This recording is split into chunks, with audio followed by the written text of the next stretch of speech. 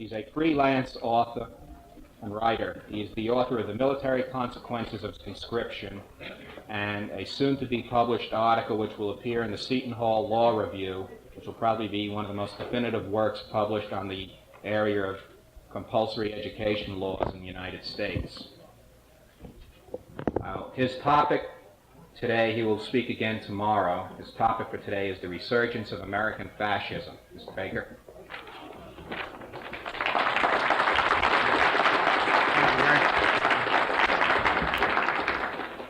Good morning, ladies and gentlemen.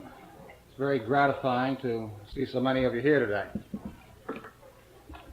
At a previous gathering of libertarians last spring, I addressed myself to the subject of revolutions and rational methods for conducting them. Subsequently, I was somewhat chagrined to hear a few of my friends referring to me as Robert the Flaming Radical. I do confess that on occasion I've indulged in fantasies wherein I stand atop the barricades holding a beautiful woman in one hand and a flashing saber in the other. However, my romantic imagination to the contrary notwithstanding, the reality is quite different. My personal contribution to any libertarian struggle, I expect, will be restricted to hurling red-hot ideas down upon the heads of the enemies from the battlements of a library. And yet, this is not so menial a role to play. Tyrants in the past have been led to the scaffold as much by books as by battalions.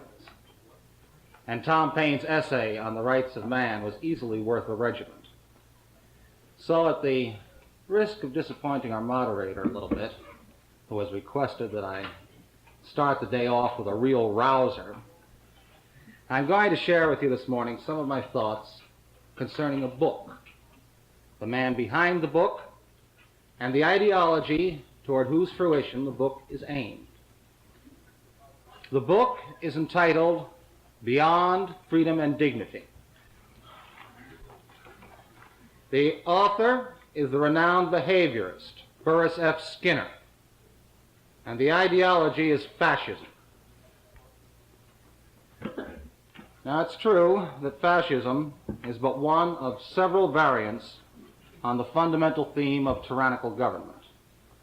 And many people, knowing of its collectivist nature, are likely to consign it, with all other varieties of collectivism, to the nether regions of bestiality.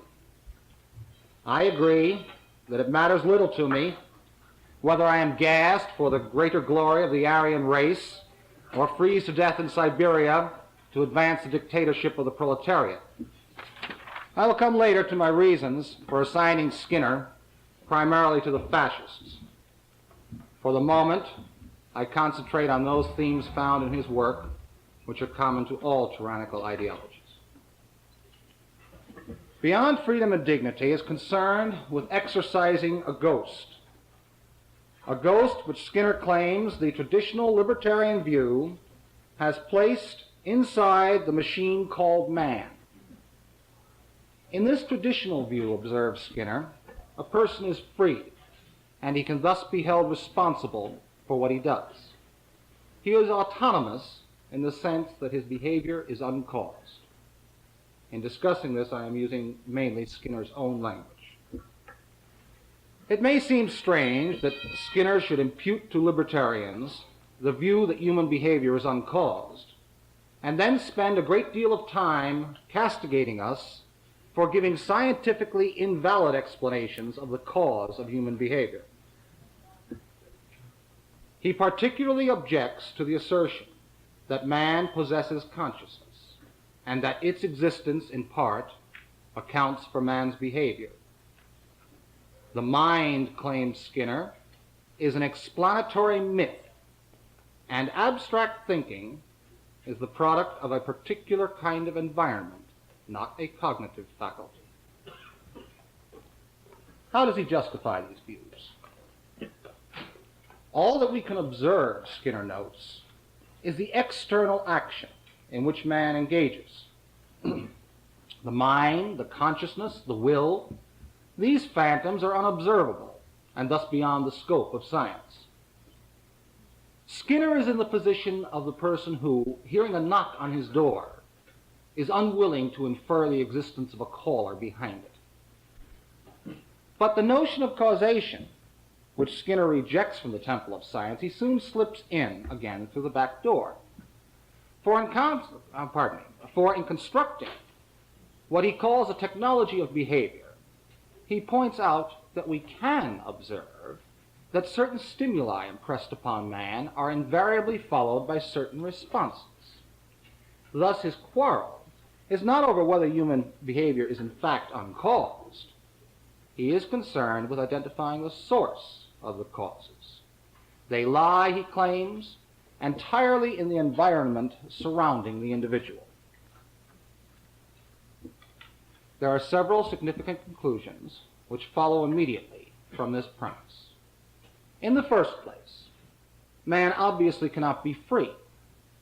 For to be free in any significant sense would mean being able to choose, and there is no room for choice within Skinner's framework of stimulus and response. A man is no more free to choose whether to move his arm than a phototropic flower is free to choose whether to open its petals when the sun shines. So too in the realm of ethics. An ethical or moral judgment merely refers to the customary practices of a group. Each culture has its own set of goods, and what is good in one may not be good in another. The social environment shapes and maintains the behavior of those who live in it. Almost everyone makes ethical and moral judgments, but this does not mean that the human species has an inborn need or demand for a code of ethics. Value judgments, to Skinner, do not raise questions about facts, but rather about how people feel about facts, and they will feel as their social environment inexorably determines. And finally, freedom and dignity, those mythical characteristics of the equally mythical autonomous man, have only a minor bearing on the survival of a culture. Belaboring the tautological, Skinner assures us that survival is the only value according to which a culture is eventually to be judged. And any practice that furthers survival has survival value by definition. Now, if all of the foregoing sounds to you like the ravings of a madman, let me hasten to say that I agree with you. But, let me also hasten to warn you that this particular madman is a respected member of the scientific community in our society. He is the Floyd Ferris of psychology.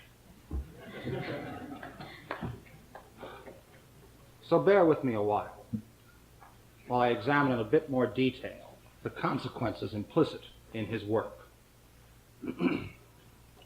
Beyond Freedom and Dignity is a rambling, at times almost incoherent book, and some of this quality, I fear, may infect my discussion of it. Therefore, to avoid giving the impression that my mind, the mind that Skinner claims I don't possess, is just as jumbled as his is, I will continue letting Skinner speak for himself, as I've done earlier. If men cannot be free, and Skinner knows that they cannot, then no objection can be reasonably made to a thoroughgoing tyranny. He, of course, rejects the free market, saying, and I quote, "A free economy does not mean the absence of economic control, because no economy is free as long as goods and money remain reinforcing. When we refuse to impose control over wages, prices, and the use of natural resources in order not to interfere with individual initiative, we leave the individual under the control of unplanned economic contingencies." Closing the quote. Skinner does not distinguish between the power of a whip and the power of a dollar, observing merely, and this is his own metaphor, that a whip is a more obvious instrument of control than wages. For Skinner, then, the question is not whether man will be free. He can't be free. The question is, who will manipulate man's environment and thus control man? You're permitted no more than 10 seconds to answer that question. In his book, Omnipotent Government, von Mises reminds us, quote, "Nobody has ever recommended a dictatorship aiming at ends other than those he himself approved. He who advocates dictatorship always advocates the unrestricted rule of his own will, although operated by an intermediary, an amanuensis. He wants a dictator made in his own image." Closing the quote. Does Skinner want a dictatorship in his own image? I say that he does, and the charge can be proved out of his own mouth. Quote, "What is being abolished is autonomous man, the inner man, the homunculus, the possessing demon, the man defended by the literature of freedom and dignity. His abolition has been long overdue. Autonomous man is a device used to explain what we cannot explain in any other way. He has been constructed from our ignorance, and as our understanding increases, the very stuff of which he is composed vanishes. To man, qua man, we readily say good riddance. Only by dispossessing him can we turn to the real causes of human behavior. Only then can we turn from the inferred to the observed, from the miraculous to the natural, from the inaccessible to the manipulable." Closing the quote. Skinner claims to know how to manipulate man. He claims that he has developed a technology of behavior, though no details of it are presented. Who better, then, than this godlike technocrat to pull the strings by which all we marionettes will dance to his tune? Yet there is one flaw that even Skinner recognizes. He frankly names those who might bar the way to achieving the unrestricted rule of his will: the libertarians. They have formulated the fundamental problem of improving the human condition, Skinner says, and now I quote, "in such a way that they cannot now accept the fact that all control is exerted by the environment and proceed to the design of better environments rather than better men." But Skinner can undercut us in advance. Quote, "A literature of freedom may inspire a sufficiently fanatical opposition to controlling practices to generate a neurotic, if not a psychotic, personality. There are signs of emotional instability in those who have been deeply affected by the literature of freedom and dignity." There certainly are. "We have no better indication of the plight of the traditional libertarian than the bitterness with which he discusses the possibility of a science and technology of behavior and their use in the intentional design of a culture." Closing the quote. Here I must at last give the devil his due. He is quite correct. I am discussing his technology of behavior and his plans for its use with all the bitterness of a Jew contemplating the technology of a gas chamber. Now, I am well aware that what I have been presenting here is offensive. It is disgusting. It's an affront to every decent human being on the face of the earth. A few of you, recalling my earlier public appearances, may have come here hoping to be more entertained than edified, and are disappointed to discover so little humor in what I have to say. You're entitled to an explanation as to why, on this pleasant Saturday morning, I've chosen to take you on a guided tour of a cesspool. I do have a purpose, and it is not merely to shock you. You can understand that purpose best, I think, if in your minds, and you do have minds, you will take yourselves back, say, to 1926, to another Saturday morning, not at Columbia, let's say at the University of Göttingen, where my intellectual predecessor of that day was affronting his audience by reviewing the ravings of an obscure Austrian anti-Semite as presented in a book that sold fewer than 1,000 copies. The book, of course, was Mein Kampf, and the author was Adolf Hitler. Now perhaps, just perhaps, I have been making too much of this. It may be that both Skinner and his book will be forgotten in our lifetimes. Yet, even were that to transpire, I would be justified in considering them, because they are symptomatic of the moral decadence of our present society. It will no doubt be of interest to you who pay taxes to learn that the writing of Beyond Freedom and Dignity was subsidized with your money. In what may be remembered as one of the most grotesque, sick jokes of our age, Skinner acknowledges that the preparation of his book was supported by a grant from the National Institutes of Mental Health.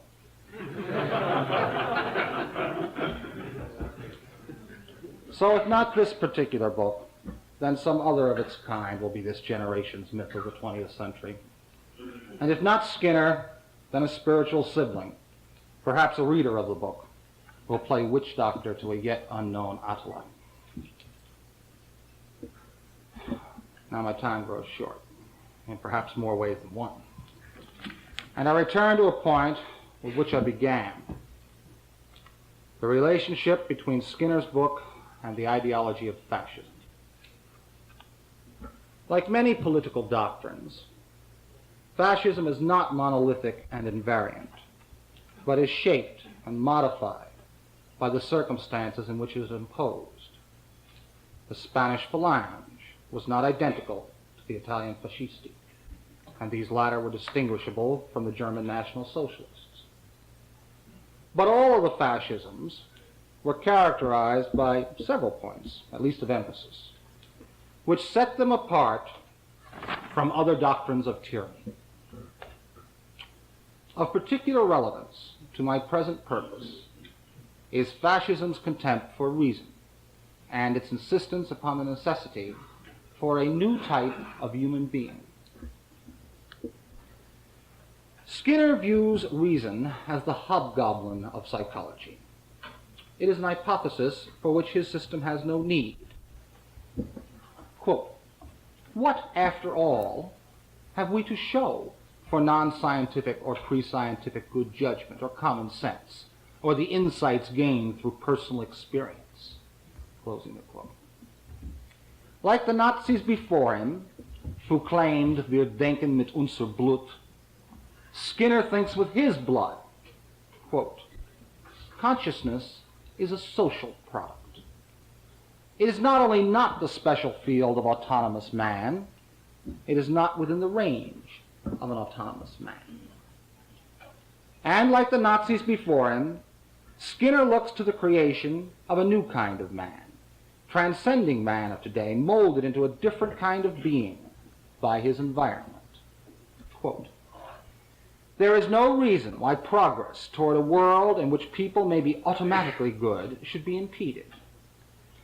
The problem is to induce people not to be good, but to behave well. The problem is to design a world which will be liked, not by people as they are now, but by those who live in it." Close quote. I suggest that you ponder the deeds of the last group of men who were above morality.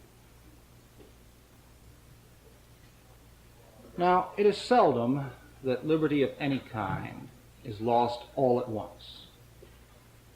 Your masters in Washington and Albany are not going to wake up one morning and say to themselves, "Today we abolish all the rights of the individual." Things just don't happen that way. Your liberties are being nibbled at, bit by bit. Who, a year ago, could have predicted with any confidence that today the thugs in Washington would dictate the price for which a man might sell his labor? And there's been no public figure, with one glorious exception, to denounce this policy for the fascist scheme that it is. Already, school children with a tendency to be boisterous are being dosed with tranquilizers in the public schools. Cancer patients at a New York hospital have been made the subjects of experiments they knew nothing about and had not consented to. I can offer you no way out of this situation now. I can only urge you to fight. Fight every advocate of the ideas you have heard from this book, for as long as you can, in any way you can. And in the end, if the brute skinners win, refute them at the last by going down like autonomous human beings. I'll entertain your questions in just a minute.